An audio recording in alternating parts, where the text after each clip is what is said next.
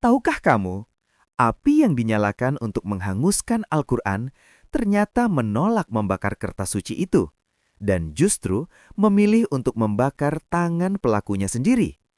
Ini bukan kisah fiksi, ini adalah kisah nyata tentang bagaimana kebencian yang meledak-ledak dalam sekejap mata berubah menjadi sujud tobat dan hidayah. Assalamualaikum sahabat beriman. Sebelum kita saksikan keajaiban kalam ilahi ini, mari pererat ukhuwah. Subscribe, like, dan share video ini sekarang juga. Dan bagi Anda yang menulis amin di kolom komentar, saya doakan semoga Allah melimpahkan rizki yang halal dan hidup yang penuh berkah. Amin ya Rabbal Alamin. Sahabatku yang dirahmati Allah, di dunia ini, seringkali kita melihat upaya manusia untuk memadamkan cahaya Allah. Mereka mengira bahwa Al-Quran hanyalah sekedar buku biasa. Mereka mengira bahwa tinta dan kertas itu bisa dimusnahkan dengan api, lalu ajaran Islam akan hilang bersamanya. Namun mereka lupa satu hal. Al-Quran bukanlah perkataan manusia. Al-Quran adalah kalamullah, perkataan raja di raja semesta alam. Allah SWT telah memberikan jaminan yang tidak pernah Dia berikan kepada kitab-kitab suci terdahulu. Sebuah jaminan abadi yang tertulis dalam surah Al-Hijr ayat 9. Inna nahnu nazzalna dzikra wa inna lahu lahafidhun. Sesungguhnya, kamilah yang menurunkan Al-Quran, dan pasti kami pula yang memeliharanya. Ayat ini adalah benteng. Sehebat apapun makar manusia, sekuat apapun api yang dinyalakan, tidak akan pernah bisa melawan kehendak sang pemilik api. Hari ini, kita akan merenungi sebuah kisah nyata dari Nigeria. Kisah pendeta Wolf-Rose. Sebuah bukti hidup bahwa ayat di atas adalah kebenaran mutlak. Simaklah dengan hati, bukan hanya dengan telinga. Kisah ini bermula dari sebuah gereja di Nigeria. Saat itu, pendeta Wolf-Rose diselimuti oleh kesalahpahaman dan kebencian yang mendalam terhadap Islam. Di matanya, Al-Quran adalah sumber masalah yang harus dimusnahkan. Di hadapan para jemaahnya, dengan penuh percaya diri, ia menyiapkan sebuah demonstrasi. Niatnya satu, membuktikan bahwa Al-Quran itu lemah, bahwa kitab itu bisa hancur menjadi abu. Ia mengambil sebuah mushaf Al-Quran. Ia melemparkannya ke lantai dengan penuh penghinaan. Tak cukup sampai di situ, ia menyiramkan bensin ke atas lembaran-lembaran suci itu. Aroma bensin menyengat ruangan, menciptakan ketegangan. Kemudian, ia menyalakan korek api. Sahabatku, logika manusia mengatakan kertas yang disiram bensin pasti akan terbakar hebat dalam hitungan detik. Tapi, apa yang terjadi? Kun fayakun. Jika Allah berkata jadi, maka jadilah. Api itu menyala.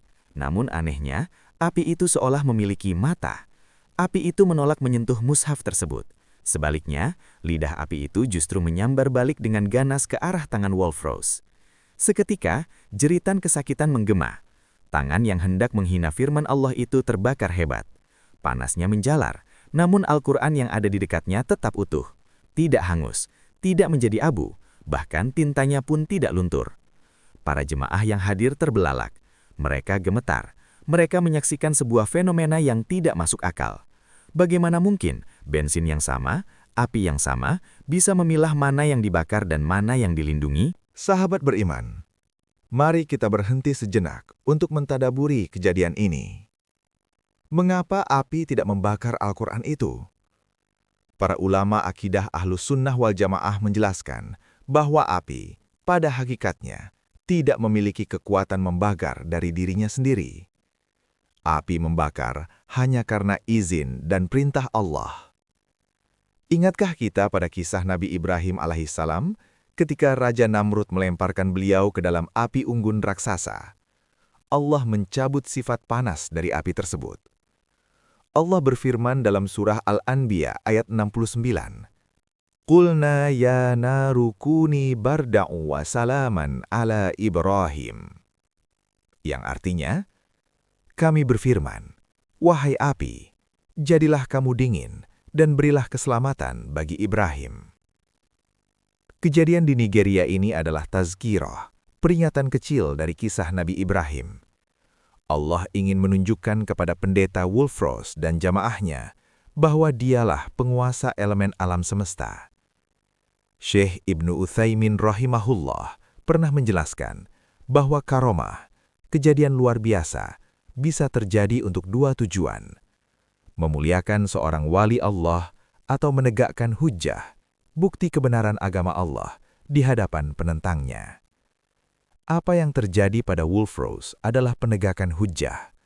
Allah membungkam kesombongan dengan cara yang paling nyata. Apa yang terjadi setelah api itu padam? Wolfros tidak hanya terluka fisiknya, tapi hatinya hancur.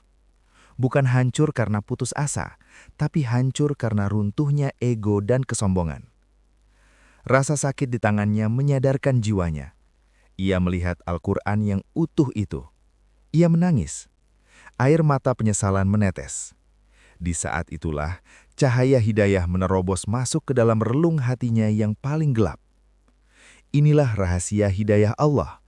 Terkadang, Allah memukul kita dengan keras agar kita sadar dan kembali. Allah berfirman dalam surah Al-Qasas ayat 56, Sahabatku, kisah Wolfros mengingatkan kita pada sosok Umar bin Khattab radhiyallahu anhu. Umar dulunya keluar rumah membawa pedang ingin membunuh Rasulullah. Tapi apa yang terjadi? Ia luluh lantak hanya karena mendengar lantunan surah Toha.